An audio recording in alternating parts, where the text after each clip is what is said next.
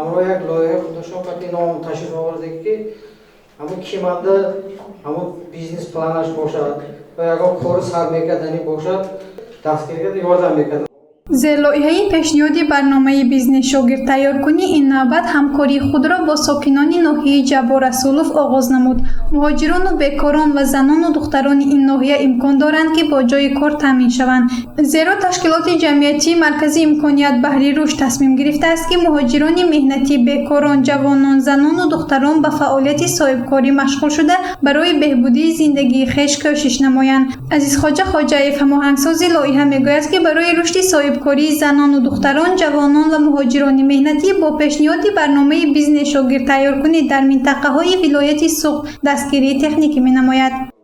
Ташкилоти мо дар миқёси ҷумҳурии Тоҷикистон фаъолият мебарад. Асосан фаъолияти мо ин дастгирии занон, ҷавонон ва бекорон, оиди таъмин намудани онҳо бо ҷои кори, дастгирии онҳо, дастгирии рушди соҳибкории онҳо, донишгоҳи молиявии онҳо мо корбарӣ мекунем ва якчанд лоиҳаҳо мо татбиқ карда истодем ки барои рушди соҳибкории занон, ҷавонон, духтарон ҳозир албатта татбиқ карда истодем. Дар доираи аними лоиҳаи ки аз тарафи барномаи рушди Созмони миллалӣ шуда истодааст, мо як зерлоиҳаи мо кӯтоҳ карда меистем пешниҳоди бизнес ва нақшагирӣ дар минтақаҳои деҳоти вилояти Суғд. Ин зерлоиҳаи мо дар 8 минтақаи вилояти Суғд кор мекунам. Дар 8 Стутамент, Бобоҷон Ғафуров, Деваштич, Ҷаббор Расулов, Исфара, Конибодон мо корбарӣ мекунем. Ва мо чӣ мехоҳем?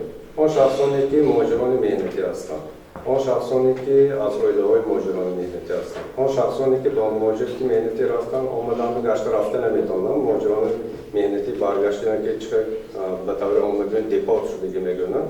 ҳамин ки агар шахсон бошанд, занони бекор, мо ҳамон ки хиёл мо ҳамкорӣ кунем. Гулбаҳор Отаҷонова сокини ноҳияи Ҷаббор Расулов мебошад. Ӯ мехоҳад фаъолияташро дар самти дӯзандагӣ ба роҳ монда барои халқу ватани хеш хизмат намояд. Дар ноҳияи Ҷаббор Расулов дӯзандаҳо бисёр аст, аммо барои кор кардан коргоҳ ва техникаи зарурӣ вуҷуд надорад. Аз ин рӯ вай мегӯяд ки агар ташкилоти ҷамъиятии Мир дастгирӣ намоянд, якчанд занҳои хонашин бо ҷои кор таъмин мешаванд. Bugungi mana shu seminarda men juda ko'p narsalarni o'rgandim. Biznes reja yozishlarini o'rgandim, tushundim. Mana ishsiz o'tirgan ayollar o'zlari ham дар семинари мазкур бисёр чизҳоро аз ҷумла бизнес-нақша навистанро омӯхтам. Занҳое ки бекор ҳастанд барои ноил шудан ба бурдборӣ аввал бизнес-нақша менависанд ва корҳое ки дар нақша доранд ба хубӣ меомӯзанд. Барои нақшаи худро амалӣ кардан каме маблағ лозим аст ва масъулини ташкилот ба ман гуфтанд ки барои занҳои соҳибкор ба миқдори муайян маблағ ҷудо карда мешавад. Дар деҳаи мо дӯзандаҳо бисёр, аммо корхона нест. Агар корхона сохта шуда бо таҷҳизотҳои дӯзандагӣ таъмин бо шогирдонам то қадри имкон либосҳои миллиро медӯзем ва пешкаши сокинон мегардонем. Ҳоло бошад ман ба тартиб додани бизнес-нақша шурӯъ мекунам. Mana shu xalqqa o'zimdan qo'limdan kelgancha yordamlarni qilib, milliy o'zimizni kiyimlarimizni chiroyli fasonlarini bilan xizmat qilish meni niyatim edi. дар рафти корҳои фаҳмондадиҳии оварони лоиҳа суханронӣ намуда барои боз ҳам тақвият бахшидан ба чорабинии пешбинишуда саҳм гузоштанд. Зелоиҳаи мазкур барои занону мардони бекор, ҷавонон, муҳоҷирони бозгашта пешбинӣ шудааст. Дар ҳамкорӣ бо Вазорати рушди иқтисод ва савдои Ҷумҳурии Тоҷикистон, Вазорати меҳнат, муҳоҷират ва шуғли аҳолии Ҷумҳурии Тоҷикистон ва дигар сохторҳои давлатӣ амалӣ карда мешавад.